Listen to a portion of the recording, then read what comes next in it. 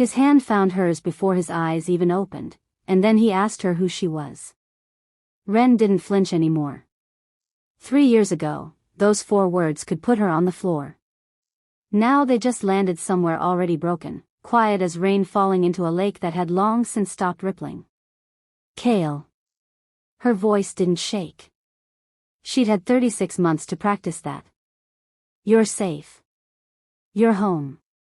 His fingers, the ones that had found hers in his sleep, before the rest of him had caught up, didn't let go.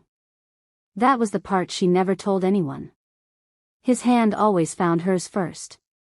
His mind was always the last one to arrive. He blinked at the ceiling, then at her, cataloging the room the way a man catalogs a stranger's house. Which, as far as he knew, this was where he stopped.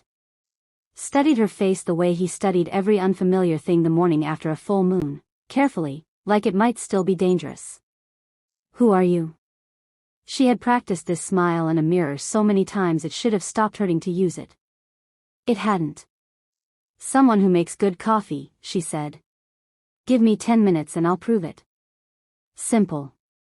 Light. Just enough truth to buy her 10 minutes to get out of the room before her face did something he wasn't allowed to see. She knew this house better than he did every single month. She knew which mug he'd reach for before he knew he preferred it. She knew he touched his jaw when he was disoriented, the same absent gesture every time, like his own face was a room he was checking for exits. None of it was written down anywhere. She was the only record that existed. By the time he came downstairs, showered, dressed, moving like a man who trusted his own legs more than his own memory, she'd already rebuilt the morning into something that looked ordinary. Coffee. Toast going cold on purpose, because he liked it that way and she'd learned it the hard way, some months she'd stopped keeping exact count of. At some point, counting had stopped being a way to survive this life and started being a way to avoid living it. Your staff, Kael said. Not a question. A man trying to build a floor to stand on. Pack business? Something like that. He nodded slowly, the way people nod when they've decided not to push at something that already feels solid, even if they can't say why. That not pushing was the part that undid her every time. He never demanded answers. He simply accepted the shape of the life she handed him, the way you accept a room you wake up in. You don't argue with walls. They never move. Down the hall, a pack runner passed the kitchen doorway, lifted a hand in greeting. Rough moon, Alpha. Aren't they all? Kael said, and the runner laughed like that was an old joke between them, which, for him, it was. For her, it was the 612th time. Nobody in this house thought anything was wrong. That was the strangest part. An alpha who lost one person, and only one person, every single month, and the whole pack called it a curse, said it gently, said it the way you'd talk about weather, and moved on with their day. Nobody asked why the curse only ever took her. Nobody asked why his wolf, by every account the most disciplined in 3 generations, went quiet and easy the moment she walked into a room he didn't remember her from. Wren had asked those questions herself, once, a long time ago. She didn't ask them anymore. She had promised someone she wouldn't, she just couldn't remember who, or when, or why the promise still held even though the memory of making it didn't. She only knew that it did. The way you know a wound is old by how quiet it's gotten. That afternoon, alone in the room that had been theirs for 3 years and his for exactly 6 hours, she opened the bottom drawer of the dresser and took out a small tin box. Inside it, 36 pressed flowers, one for every month, each slightly different, because she'd made herself notice something new about him each time, something worth keeping. She lifted the newest one, today's, not pressed yet, just a stem still damp, and didn't add it to the box. She held it a long moment. Then she set it down beside the tin, not inside it. This one wouldn't need keeping. Because after tonight, there wouldn't be another month to compare it to. She had decided it 3 days ago, quietly, the way she decided everything now, without ceremony, without permission, without telling a single living soul. This was the last time she would watch him wake up not knowing her. She didn't know yet what leaving would fix, or whether it would fix anything at all. She only knew she couldn't survive being a stranger to him one more time and still call it love. She was still holding the undried flower when she heard him in the doorway. "I made you a coffee," Kael said. She turned. He was holding out a mug, her mug, the chipped one from the back of the cabinet that nobody else in the house would touch, the one she'd never once told him was hers. He didn't know why he'd reached for it. She could see that on his face, a small, private confusion, gone as quickly as it arrived, the kind of thing a person forgets they even felt. "Wren," he said, setting it in her hands. "That's your name, isn't it?" She had introduced herself as Wren exactly once today, hours ago, in a sentence he'd barely seemed to hear. She hadn't said it since. The flower slipped from her fingers before she could stop it, and neither of them moved to pick it up. She didn't answer him. Not right away. She just crouched down, picked the flower up off the floor before he could ask what it was, and busied her hands with something until the moment had somewhere else to go. "Lucky guess," she said finally, not looking at him. Kael frowned at that, the way he frowned at most things the morning after a full moon, like a man checking a bridge for weight it might not hold. It didn't feel like a guess. They rarely do. She smiled at him then, because if she didn't, she was going to say something true. "Drink your coffee before it's cold twice." He let it go. He always let things go, that was the shape of him, month after month, a man who accepted the walls of a room rather than fight them. Wren used to find it peaceful. Lately she'd started wondering what it cost him to be that agreeable about his own missing life, and whether anyone had ever once asked. She had. She just never got to keep the answer. Chapter 2. Month 4. He'd taken a blade to the ribs defending the northern fence line, and by the time they carried him inside, he didn't know his own front door. He knew even less about the woman kneeling over him with a needle and thread, murmuring instructions his body somehow followed before his mind caught up. "Hold still, breathe, look at me, not the wound." He looked at her. His hands, shaking from blood loss, found her wrist and stayed there the entire time she stitched him closed, thumb moving in a slow circle she hadn't taught him and he had no memory of learning.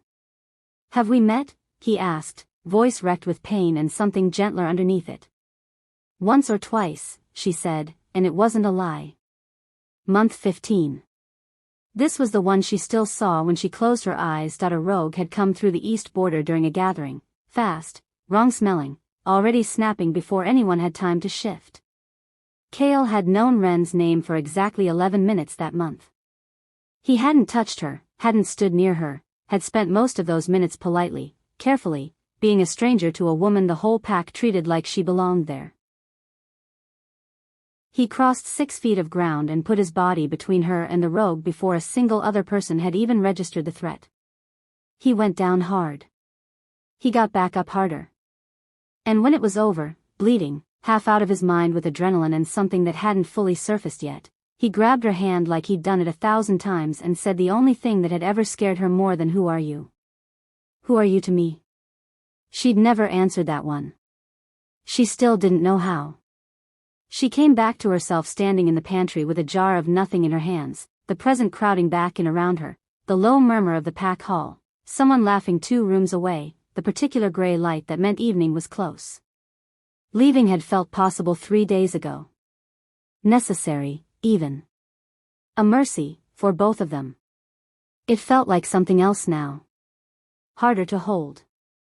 Harder to want. She found Kael by the hearth, listening to old Marin, the pack's elder, gray-braided and steady-handed, the kind of woman who'd buried 3 alphas before him and never once raised her voice doing it. "And you're certain it felt familiar," Marin was saying, low, not just. She stopped the second she saw Wren in the doorway. It was small. It was almost nothing. A held breath, a flicker at the corner of the mouth, the particular stillness of someone deciding, in real time, not to finish a sentence. Kael didn't notice. He was still turning the coffee mug over in his hands, still frowning faintly at a memory he couldn't place, already halfway back to trusting that it didn't matter. She thought about the 90-some mornings just like this one, the elder's eyes sliding away a half-second too fast, always in a doorway, always when the conversation drifted toward Kael, toward before, toward anything familiar. She had spent 3 years telling herself it was grief. She didn't believe that anymore. She watched Maren's hand come to rest, too carefully, too deliberately, over Kael's shoulder, the way you'd steady someone standing closer to an edge than they knew. And for just a moment, Maren's eyes dropped to the coffee mug in his hands, to the chipped one nobody else touched, with something that looked less like grief and more like recognition of a pattern she'd been dreading. Wren had spent 3 years asking why the moon only ever took him from her. She realized something, standing there in that doorway, cold mug in her hands, Maren's eyes very determinedly not meeting hers. She had been asking the wrong person the wrong question the entire time. Someone in this house already knew the answer. And they had been watching her almost leave for a very long time. Chapter 3. She found Maren alone in the herb room, hands moving through dried lavender with the unbothered rhythm of a woman who decided, decades ago, that busy hands kept a face honest. "What do you know," Wren said, "that I don't?" Maren didn't look up. "Close the door." Wren closed it. "I know," Maren said slowly, "that some promises aren't meant to be broken carelessly. And I know you already understand that better than anyone left in this house." "Then it's true. There's a promise." Maren's hand stilled over the lavender. For a moment she looked older than Wren had ever seen her. "Yes," Maren said. "There's a promise. It isn't a curse, Wren. It was never a curse. That much I'll give you now, because you've earned it, and because I think some part of you already knows." Wren's breath caught. "Then what is it?" "That part isn't mine to give you yet. Not because I don't trust you with it. Because I don't trust what happens the moment it's said out loud." "Whose promise?" "That's not mine to give you either." "Then tell him the truth yourself. End it. You clearly know how." "If it were that simple," Maren said, and her voice cracked on the word simple in a way that told Wren more than the sentence did, "don't you think I'd have done it years ago and spared you both?" Wren's throat went tight. "What happens if I tell him anyway?" Maren finally looked at her, and there was real fear in it, not for herself. "I don't know exactly. I only know what I was told would happen if it came too soon." She reached out, closed her weathered hand over Wren's. "You are not the only one keeping something you didn't choose, girl. I made a promise too. Longer ago than you'd believe. I intend to keep mine until I'm released from it, and I am begging you to keep yours the same way. Not because I don't see what it's costing you. Because I do." Wren pulled her hand back. It was the closest thing to an answer she'd gotten in 3 years, and it had told her enough to know the danger was real, and that she wasn't the only one afraid of it. "Then I can't stay and wait to find out what too soon means," she said quietly, and left before her voice could do anything else. She found Kael on the back steps that evening, forearms on his knees, watching the tree lean the way he watched most things lately, like a man trying to memorize a view he suspected wouldn't last. She sat beside him without asking. "My father was alpha before me," he said, not as an opener, just as a thing that had been sitting in his chest, needing somewhere to go. "Losing my mother didn't break him quietly. It broke him loud. He hurt people who loved him, never on purpose, never when he could help it, but the wolf doesn't ask permission when a man's already lost. You're not him." "I don't know that." He turned the coffee mug in his hands, the chipped one, the one he'd reached for again without thinking, twice now in one day. "No, I wake up some mornings and there's a version of my life I can't account for, and instead of that terrifying me, it terrifies me less than it should. Like some part of me already trusts whatever's happening. That should scare me more than it does." Wren said nothing. She had learned, over 3 years, exactly how much silence a person like Kael needed before a truth arrived on its own. "I think whatever's wrong with me," he said finally, "is the kind of thing that ends up hurting the person standing closest to it. I've thought that my whole life. I just didn't expect." He stopped himself, jaw tight, the exact gesture he made every single month without remembering he'd made it the month before. "Didn't expect what?" "To already trust someone enough to be afraid of that." She looked at him for a long moment. This was a man who carried the fear of becoming a monster like a birthright, who would rather suffer it alone than risk becoming that thing to someone else. And she understood, with a clarity that hollowed her out, exactly why she had to go. If some part of him already sensed the danger circling both of them, then staying wasn't love. Staying was asking him to keep absorbing a threat he couldn't name, month after month, because she couldn't bear to be the one who left.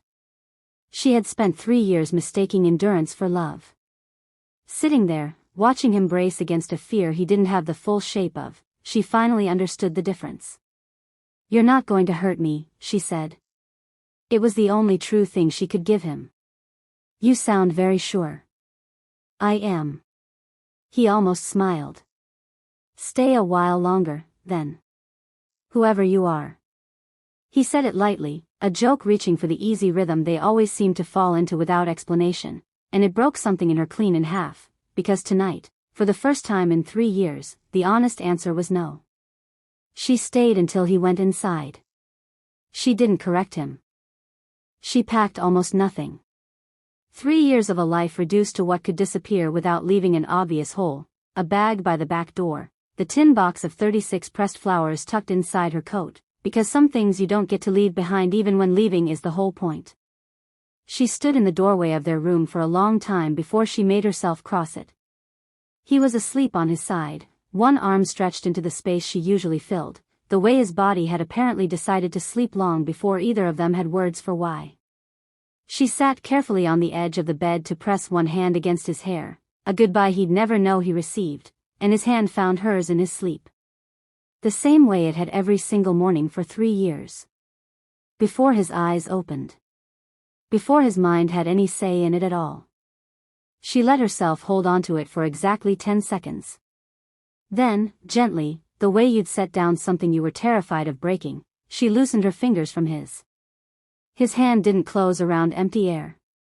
It simply relaxed, open, like it had already forgotten what it was reaching for. That was the part that undid her on the way out the door, not that he wouldn't remember her. That some part of him would keep reaching for her anyway, every morning, for as long as it took him to learn there was nothing there to find. She was 3 miles down the north road before the packhouse lights disappeared behind the treeline. She still hadn't let herself cry.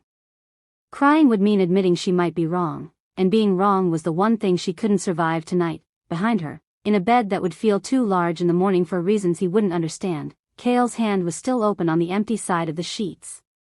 Chapter 4. 3 miles from the packhouse, Wren stopped walking. She hadn't meant to. Her body simply quit obeying her, a hitch in her chest like a rope going taut, like something in her had been tied to that house all along and she'd only now walked to the end of its length. She pressed a hand to her sternum and told herself it was grief. Grief had a way of announcing itself late, showing up 3 miles down a dark road when it would have been so much more convenient at the door. Then it happened again, sharper, and she went down on one knee in the frost-wet grass, and some old animal instinct she didn't know she still had turned her head back toward the treeline, toward home, the way you'd turn toward a sound you weren't sure you'd actually heard. Something had broken. She didn't have a name for it yet. She only knew the night suddenly felt thinner than it had 10 minutes ago, like a held breath had finally let go. Asterisk. Kael woke to a memory instead of an absence, and for one full, terrible second, he thought he was dying. It didn't arrive gently. It arrived all at once, a river breaking a dam it had spent 3 years quietly eroding, Wren's laugh in the kitchen. Her hands on his ribs, month 4, a needle and thread and her voice telling him look at me, not the wound, her wrist under his shaking fingers. Her name in his own mouth, over and over, 36 mornings of asking a question he'd never once gotten to keep the answer to. He sat up in a bed that was suddenly, unbearably full of her. He understood, with a clarity that had no mercy in it at all, that he had loved this woman for 3 years, and had been made, again and again, to meet her like a stranger. Made, not cursed. The word arrived with the memories, sure as a signature at the bottom of a page, and with it came the rest, faster now, pieces sliding into a shape he hadn't let himself see before tonight. Maren's eyes, sliding away in doorways. The chipped mug his hand kept choosing for reasons he'd never questioned. A promise he'd overheard fragments of 100 times and never once let himself add up. He'd been handed a curse story his whole life. He understood, sitting there, that he'd simply never wanted to look hard enough at the seams. Someone had done this to him. He was on his feet before he'd decided to stand. Asterisk. Wren was already awake when he came through the hearth room like weather. One look at his face and the color went out of hers. "It broke," she said, not a question. "It's not supposed to break like this. Not all at once. Not without. Without her here, is that the rule, Wren? It only holds if she stays?" His voice didn't sound like his own. "And don't tell me you're surprised. I've watched you flinch in doorways for 3 years. I just never let myself ask why. That's on me too." Wren's hands, always so steady over her lavender, were shaking now. "Kael. How long? How long have you been doing this to me?" "Since the first month." The truth came out of her like something surgically removed. "Since the night your wolf recognized her before either of you had a single reason to expect it, and came up out of you so fast and so complete that I watched you put her on the ground before you even knew you'd moved." The room went very quiet. "You didn't hurt her again after that night," Wren said, softer now. "Because there was no again, she asked me, begged me, to take the knowing away before it happened twice. She wasn't protecting herself, Kael. She'd already decided she didn't matter as much as making sure you never became what your father became the night recognition took him whole. She built her entire life around making sure you never found out what you were capable of." "My father." His jaw worked. "You did this for him too. That's what you meant. Longer ago than you'd believe." Wren didn't answer that. She didn't have to. Kael was already moving. Wren heard him before she saw him, not footsteps, something older than footsteps, a sound the ground seemed to make just from him being on it. She got to her feet at the pack boundary marker, an old split stone half swallowed by moss, and didn't run. "Kael. You knew," he said, closing the distance too fast, stopping just short of her the way he always did. "Every morning. Every single morning you rebuilt me a life out of nothing and you knew, and you let me think it was a curse. It was easier than the truth." "Easier for who?" "For you." Her voice cracked clean down the middle. "You already carry your father like a verdict, Kael. You didn't need to carry the fact that you almost killed the one person you." She stopped. "Finish it," he said. "For once in 3 years, finish it. The one person you loved enough to become him." The wind changed. Or something in him did. She felt it before she saw it, the particular stillness that came right before a shift, his shoulders dropping into something not quite human, his eyes catching the moonlight wrong, too bright, too gold. Not the full moon. Not even close. Just recognition, unsuppressed for the first time in 3 years, moving through him like weather with nowhere left to be contained. "Kael." She said it the way she used to say you're safe, you're home, except this time there was no 10 minutes to buy, no coffee to make, no version of this morning she could rebuild into something ordinary. "Look at me. Not the memory. Me. I'm not going to run," she said, and it cost her everything she had left. "Not this time. Whatever this is, whatever's coming, I already left once tonight thinking it would save you. I was wrong. I'm not doing it twice. You don't understand what I could. I stitched you closed with your hand around my wrist and your wolf sitting still as I held breath for it," she said. "Have watched you choose gentleness in every single version of yourself you've ever handed me, remembering or not. I am not afraid of you, Kael. You should be." His voice had gone rough, half his and half something older. "My father wasn't dangerous because he was a monster. He was dangerous because he finally let himself feel the whole of it at once, after years of only getting pieces. And I have never in my life felt anything as whole as this." The gold in his eyes didn't fade. It deepened, and behind him, back toward the tree lean, Wren could hear Wren's voice calling his name across the dark like a rope thrown too late. Wren didn't step back. She stepped in. She took his face in both hands and held on. "Then feel it with me here," she said. "Not alone. Never again alone. For one unbearable second, nothing in him moved at all. Then his hand found hers. The same way it always did. Before his mind had any say in it. Before the fear could get there first. Behind them, Wren stopped running. One hand pressed hard against her own mouth. She watched the thing she had spent decades preventing finally happen. For the first time since Wren had known her, she looked less like a woman relieved than a woman watching history repeat a shape she recognized far too well. It didn't stop there. Last time. Wren's voice barely carried. That's the part one never told either of you. Recognition isn't the dangerous night. It's the one that comes after, once the wolf knows what it almost lost and decides it isn't losing it twice.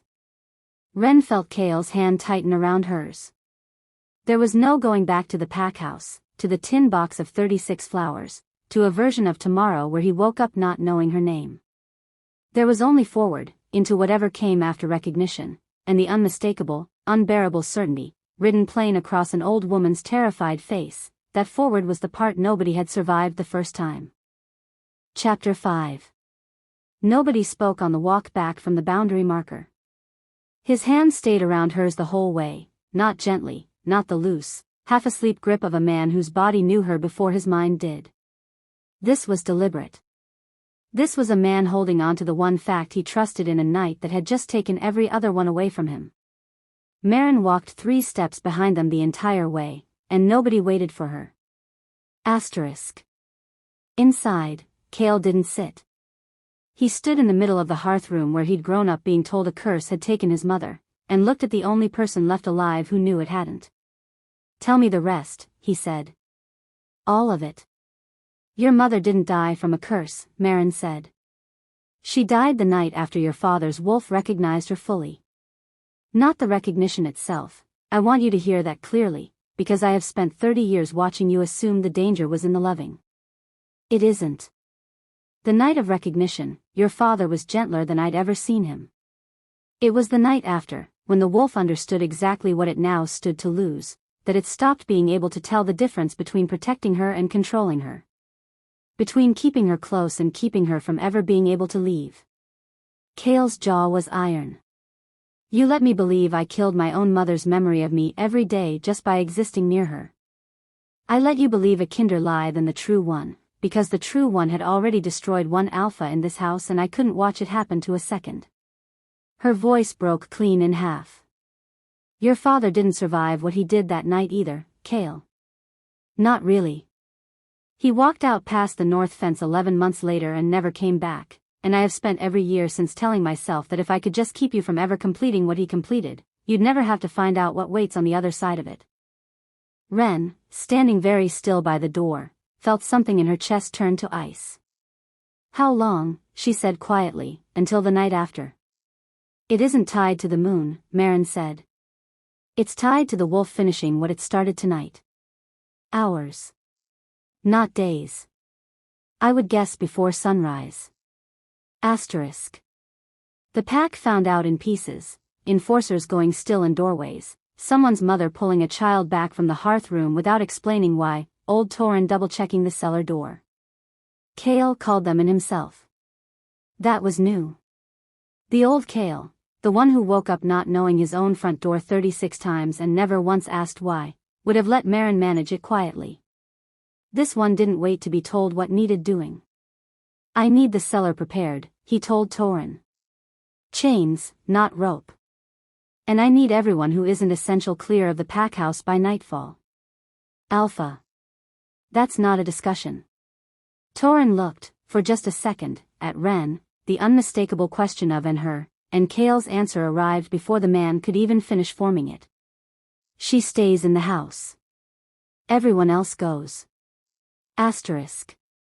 Wren found him alone afterward, checking a set of chains that had clearly not been touched in decades. "You're going to lock yourself in a cellar," she said, "and send everyone who could help you 3 miles away." "I'm going to lock myself in a cellar and send everyone who could get hurt 3 miles away. There's a difference." "Is there?" "Your father did the exact same thing, and it still cost him everything." Kael's hand stilled on the chain. "Then tell me what you'd have me do instead." Stay close to me. The old Wren, the one from 3 days ago, who'd packed a bag believing leaving was the only mercy left to give him, would never have said it. Wren said the wolf broke because it couldn't tell the difference between protecting you and controlling you. It did that because it was alone with the fear. What if the thing that failed your father wasn't the recognition? What if it was the 11 months after it, where nobody stayed close enough to remind his wolf that it hadn't lost anything yet? You don't know that. Neither do you. Neither does Wren. Nobody in this house has ever tried it the other way, because everyone was too afraid to test a theory on a person they loved. She crossed the room and put both hands flat against his chest. I have spent 3 years leaving you, over and over, in every version of myself I was allowed to be that month. I am done finding out what that costs. If there's a chance the answer is closeness and not chains, I want it to be tested with me in the room. And if you're wrong, if I hurt you the way he hurt her, then it happens to me while I'm choosing to stay, she said, instead of happening to some stranger while I'm 3 miles away wondering if I could have stopped it. Asterisk. Wren tried once, at the cellar door, to talk her out of it. I have already watched this exact conversation happen once before, she said. In this same house. I lost both of them that time. Then help us make it a different mistake, Wren said. You've spent 30 years managing this alone because you were the only one who knew the truth. You're not alone anymore. None of us have to be. Something in Wren's face gave way. She didn't stop them. She followed them down. Asterisk. Sunset came fast, the way it always did on the one day anyone in that house was counting the hours. Kael sat against the cellar wall while Torin, hands shaking, looped the chain around wrists that had defended that pack's fence line without hesitation. Wren sat down across from him, close enough to touch. You don't have to prove anything tonight, Kael said, his voice already starting to change at the edges. You could still go. I know. Wren. I'm not finishing that sentence for you tonight. She took his chained hands in both of hers. Whatever's coming through that door in a few hours, it's not going to meet a stranger this time. It's going to meet someone who already knows exactly who you are. Outside, the last light went out of the sky.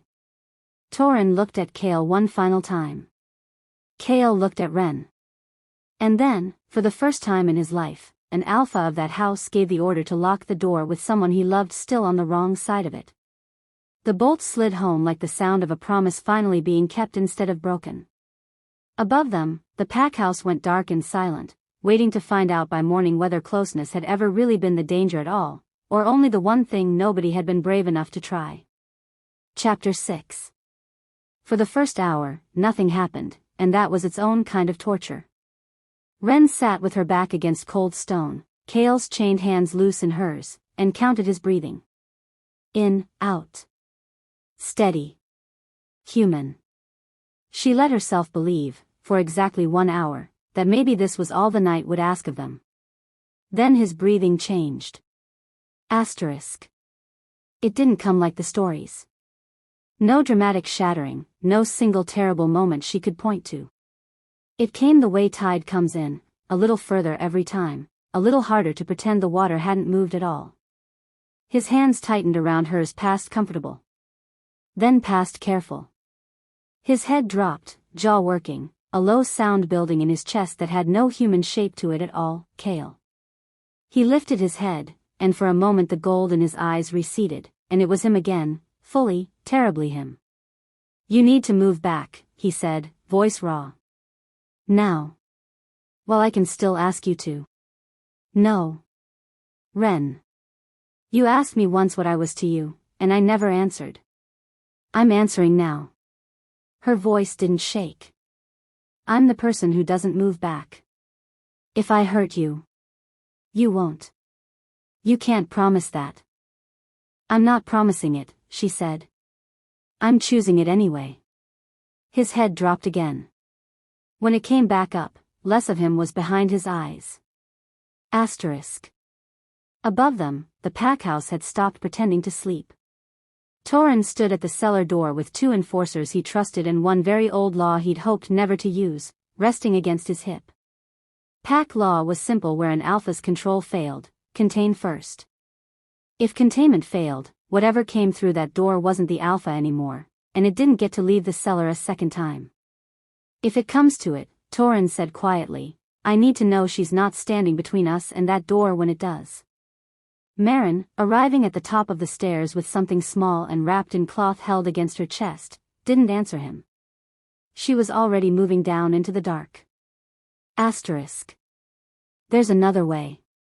Maren said it the way you set down something you've been carrying so long your arms have forgotten how to be empty. I should have told you both before that door closed. She knelt and unwrapped the cloth. Dried herb, ash gray, and a blade so old the handle had worn smooth to nothing but the shape of every hand that had ever held it with this exact purpose. It's the same right I used the first month, she said. It severs recognition completely. Permanently, this time. He would never remember you again. But it would take the wolf's reason for breaking with it. No more nights like this one. No more chains. He would be safe. The pack would be safe. You would be the only one who ever had to carry what it cost. Silence, except for the low, worsening sound coming from the man chained 3 feet away. How long do I have to decide? Wren's voice had gone very small. Until his eyes stop coming back, Maren said. After that, there's nothing left in there to choose for, only something to survive. Asterisk. Kael's head came up one more time, the last lucid pull he had left in him. Don't, he said, looking straight at the herbs in Maren's hands, understanding immediately what they were. Wren. Whatever you're thinking, don't. I'm not going to let you become. I would rather become him, Kael said, than be the reason you disappear from your own life to keep me safe from mine. I would rather this, all of this, tonight, whatever's coming, than let you do it one more time. That's not your choice to make. It isn't yours either. Not alone. His breath was coming harder now. You said we don't do this apart anymore. You don't get to mean that until it's convenient. Above, a fist hit the cellar door, once, hard. Alpha. Torrens' voice, tight with duty and dread. I need a status. Nobody in the cellar answered him. Asterisk. Wren looked down at the herbs in Maren's open palm, the only door out of tonight that guaranteed anyone survived it, and then at Kael, chains straining now, gold swallowing the last dark thread of brown in his eyes, still fighting, impossibly, to stay long enough to ask her not to. Her hand moved toward the herbs. It stopped, hovering, halfway between the only safety anyone in that cellar could name and the only love she had left standing. Above them, Torrens' hand found the old blade. Behind her, Kael said her name once more, his voice, for one last unbearable second, entirely his own, and then the gold took the rest of it, and the chains screamed against the stone, and there was no more time left to choose anything at all. Chapter 7. The chains gave with a sound like the house itself breaking. Torrens' hand tightened on the blade. Maren's fingers closed hard around the herbs, one motion away from a mercy that would cost everything to grant. And Wren, chained to nothing, held there by nothing except the promise she'd made on a dark road 3 miles from this exact cellar, did not move back. She stepped into him instead. Not toward the space where a man used to be. Toward whatever was left, gold-eyed, shaking, one breath from gone. She put both hands flat against a chest that had chosen gentleness in every version of itself it had ever handed her, remembering or not. I know you, she said. Not your safe, your home. She'd spent 3 years handing him that lie so many mornings it had worn smooth as a stone in her pocket. This was the truth underneath it, finally spoken out loud. I have known you in every version of yourself that ever existed, Kael.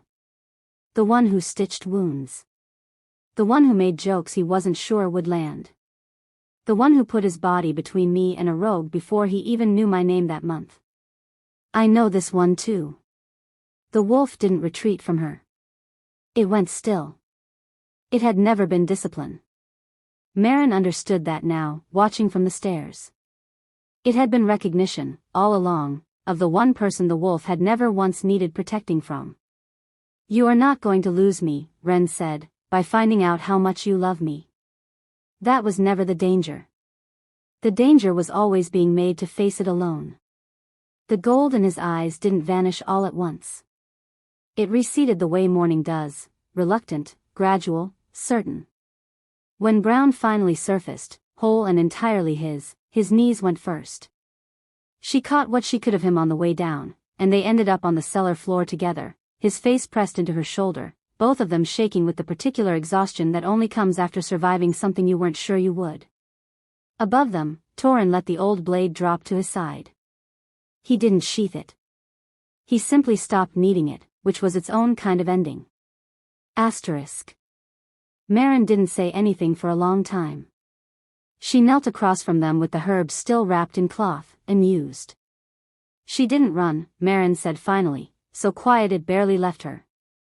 Your mother. I want you to know that, before I say the rest, because I let you believe otherwise without meaning to.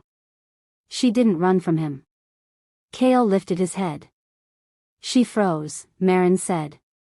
There's a difference, and I didn't understand it myself until tonight. She loved your father enough to stay in the room. She just didn't know, none of us knew, that staying wasn't the same as staying close. She stood at the far wall, too afraid to move, too afraid to leave, caught between both and choosing neither. And his wolf, needing an answer it never got, decided the silence meant she was already gone. Her voice cracked on the last word. It wasn't a curse. It wasn't malice. It was two people who loved each other, both too frightened to close the last 6 feet between them. At the one moment closing it might have mattered more than any other moment in either of their lives. Wren's hand tightened around Kael's. I didn't have an answer for your father that night, Maren said. I've carried that for 30 years believing there wasn't one to give. Tonight you gave me one anyway. I'm sorry it took this long, and this much, for me to finally believe it. Asterisk. Morning came in through the cellar's one high window, thin and gray and ordinary, except this one arrived on a man who already knew whose hand he was holding. Kael's eyes opened, and there was no 10 minutes to buy, no coffee to make into an explanation, no careful cataloging of a stranger's room. He looked at Wren the way a person looks at something they've never once had to relearn. Wren, he said. Not a guess. Not a question dressed as one. Just her name, sitting easily in his mouth for the first time in 3 years of mornings, because for the first time in 3 years, it had never left. I'm here. I know. He said it like it was the simplest fact in the world, because for him, finally, it was. His hand found hers. Not before his eyes opened. Not some sleeping instinct arriving ahead of the rest of him. This time his mind got there first, and his hand followed it on purpose, the way it should have been able to all along. Asterisk. She unpacked the tin box that evening, back in the room that was fully theirs now, for the first time without an expiration written into it. 36 pressed flowers. 37, if she counted the one she'd set aside 3 nights ago and never pressed, the one that wasn't supposed to need keeping, because she'd been so certain there wouldn't be another month to compare it to. There would be. There'd be 100 more, 1,000, ordinary Tuesdays and full moons and mornings with cold toast, none of them requiring a flower to prove they'd happened, because none of it would ever need proving again. She pressed it anyway. Not because she needed it kept. Because some things you press simply for the joy of it, not to hold on to what might be lost, but to mark what finally, permanently, was hers to keep. Kael found her there, tin box open on her knees, and sat down beside her without asking, the way she used to sit beside him. What's that one for? He asked, nodding at the newest flower, still slightly damp. Wren looked at him, this man who had spent 3 years accepting the walls of a room he woke in, and one night learning, finally, that some walls were worth tearing down instead, and smiled the kind of smile she'd never had to practice in a mirror. The morning you didn't have to ask who I was, she said. He laughed, low and unguarded, and pulled her hand into his the way he now got to, every single day, on purpose. Outside, the pack moved through an ordinary evening, Torin at the fence line, the old blade back in its case where it belonged, Maren in the herb room, hands finally still, finally at rest, a house that had spent 30 years quietly grieving a curse, learning slowly how to be a house that had simply, at last, been loved through one. Some stories end where the danger stops. This one ended somewhere better, the first morning of a life neither of them had to build back from nothing, hand in hand, exactly where it had always, secretly, belonged.